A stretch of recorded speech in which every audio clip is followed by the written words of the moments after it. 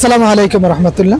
আমার আরেকটা প্রিয় ভাই এসেছে, যিনি 7 নং বোর্ডে ভাইবা দিয়ে এসেছেন, সহকারী শিক্ষক ধর্ম। আজকে 8 তারিখের ভাইবা। তো আমরা ওনার থেকে ওনার ভাইবা অভিজ্ঞতাটা জানতে চাইবো।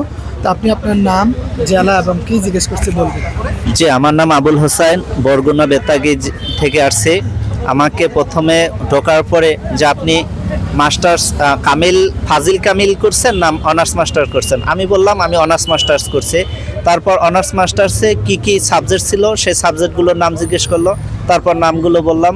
তারপরে যে তাফসিরে কোন কোন বিষয় ছিল, যে কোন কোন সূরা ছিল তাফসিরের, সেটা জিজ্ঞেস করছে, সেইটা আমার স্মরণে ছিল না।